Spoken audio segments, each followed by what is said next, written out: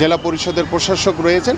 ইনশাল্লাহ আমাদের যে কার্যক্রম আমরা শুরু করেছি শুধু এইখানে না, সারা বাংলাদেশেই প্রত্যেকটি জায়গাতে আমরা এই ধরনের যেখানেই খালি জায়গা থাকবে সেখানে আমরা মাঠ তৈরি করে খেলার উপযোগী করে আমাদের ভবিষ্যৎ প্রজন্ম, আমাদের সন্তানদের জন্য খেলার উপযোগী আমরা মাঠ তৈরি করতে চাই। পাশাপাশি আমাদের খেলোয়াড়দের জন্য এবং আমাদের স্পেশালি আমাদের নারী ক্রীড়াবিদদের জন্য নিরাপত্তা নিশ্চিত করা এবং সর্বোপরি স্পোর্টসের সুশাসন প্রতিষ্ঠার জন্য আমরা কাজ করছি এবং আমাদের মাননীয় প্রধানমন্ত্রী নিজেই তিনি সব দিকগুলো বিচার বিশ্লেষণ করছেন এবং আমাদেরকে নির্দেশনা দিচ্ছেন।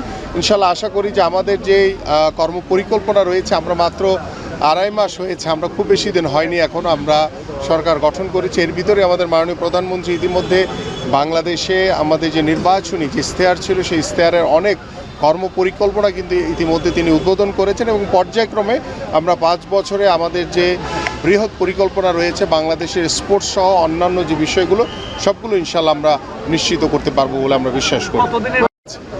আমরা আঞ্চলিক আমাদের আছে 7টি এবং 7টির ভিতরে ঢাকাতে একটি বিকেএসপি রয়েছে। পাশাপাশি অন্যান্যগুলোকে আমাদের সুযোগ সুবিধা বৃদ্ধির জন্য ইতিমধ্যে আমি আমার মহাপরিচালক বিকেএসপি তাকে নির্দেশনা দেওয়া হয়েছে এবং এই নতুন করির বাচ্চারাই কিন্তু সেই বিকেএসপিগুলোতে অন্তর্ভুক্ত হবে এবং তারা সরকারি খরচে তারা ক্রিয়াবৃত্তি পাবে এবং তাদের পড়াশোনা এবং খেলাধুলা সকল দায় দায়িত্ব সরকার গঠন করবে এবং আমরা আশা করছি যে শুধু ঝিনাইদহ সহ আমাদের কুষ্টিয়া সহ সারা বাংলাদেশের প্রত্যেকটি জেলাতেই পর্যায়ক্রমে স্পোর্টস ভিলেজ হবে।